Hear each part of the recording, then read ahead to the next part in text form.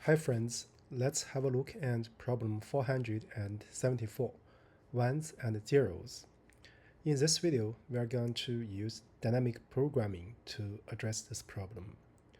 So here we are given an array of binary strings and two integers m and n. So we want to find the largest subset size such that there are at most m zeros and n ones in the subset. So there are two examples. You can look at the output and the explanation. So here we are not going to digest the two examples. Before we look at the general idea, so the constraints are also an important part. So this constraint tells us the assumption and the problem size, right? So with that said, let's look at the main idea. So here we are going to use tabulation, and the DP set is going to be m plus 1 by n plus 1, right? So the interpretation is the following. So DPRC means the maximum subset size such that among this all those strings inside the subset, the total number of zeros is bounded above by R, and the total number of ones is bounded above by C, right? So the DP update rule will be the following. So if we do a linear scan of the list and then look at the current string S, assume the number of zeros is this and the number of ones is this one, then the DP update rule will be the following, and we are going to return the last element in this table. So notice that the range, the order is of crucial importance. So here I'm doing a reverse order iteration. This actually is very crucial.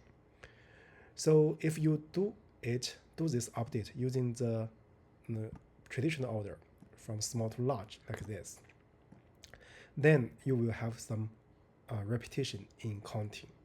So you can digest this using an example. For example, you have a list containing one string, that is 0, 1, and still mimicking example 1, you use m equals 5 and n equals 3. Then you can draw the matrix and then use this DP update rule. Then the matrix will be the following. Then the return would be 3. 3 is for sure not correct because the total list just have one element, right? So the return should be 1. This is the one point. So in coding, we are going to look at this again. And so if you can do this without difficulty, you can also try problem 416, right? So with that said, let's go to the coding part. So first, I'm going to get the length of this string, the list, and then initialize the DP table. So it's 0 times n plus 1. So here, I guess we cannot use n, right? Just we don't need this maybe even. So let's use this one for a dummy index in range, say, m plus 1. So here we are using m plus 1 and m plus 1 so that we can have index m and n in this table, right? Then the DP update will be the following. So for is in enumerate the strings. Then let's look at the current strings, the number of zeros and number of ones in the current element. That is s count 0 and s count 1. And then, so basically we are going to do the update rule. So for R in range, so m and then n zeros minus 1. If your element is less than 0, as n zeros, so it will not do the update, right? Because we cannot count that. So it's negative 1.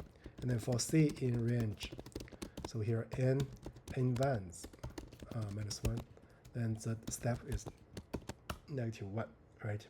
Then DPRC will be the max of its initial state or previous state.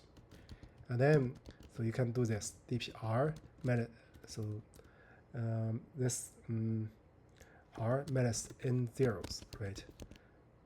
This because the range, so R minus n zeros makes sense, right? Also C minus n ones, right? then +1, because we can pick the current element, right? So this is if we are using this bound instead of the two indices, the maximum size. Now we are counting the current one, right? So once we have this, so we can return dp m. First, let's run it for n0 is not defined. Let's see zeros. Yeah.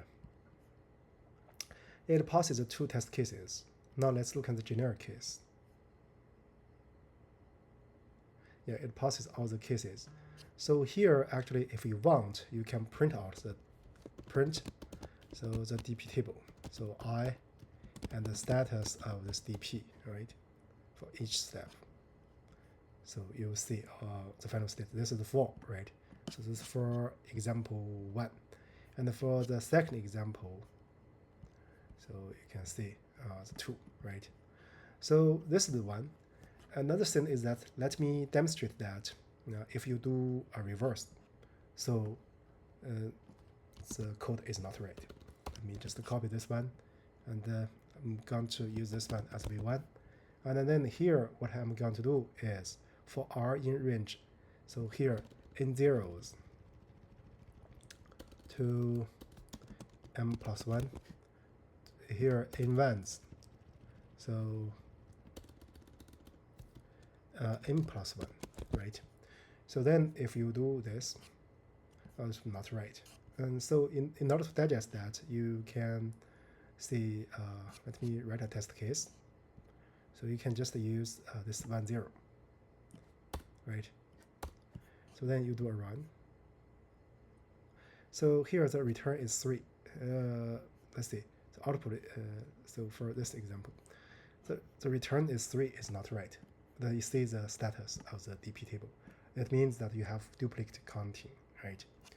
So this is the wrong one.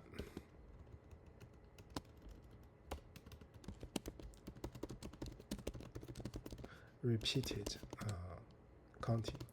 I guess sometimes if you do the coding, and this is not related to the semantics or syntax, but if you understand the logic, especially understand the typical mistakes, that's also very important. So now let's just make it to be v2, right? So now let's do this one. So here actually you can do sorting, but it's not important, right? So you can do a sort, say strings sort. So here k will be a lambda function, right? Let's see, map x to the length of this one. We use length, right? Looks like grading. I still will pass. Here actually output limited. Let's comment out this one and submit again. Yeah. So, but sometimes you can use sort, but here actually not essential. So the main logic is the DP update rule. So with that said, I guess that's basically about it for the current problem. It's a good practice of dynamic programming. As I mentioned at the very beginning, you can try to solve problem 416, right, as another practice. With that said, thank you for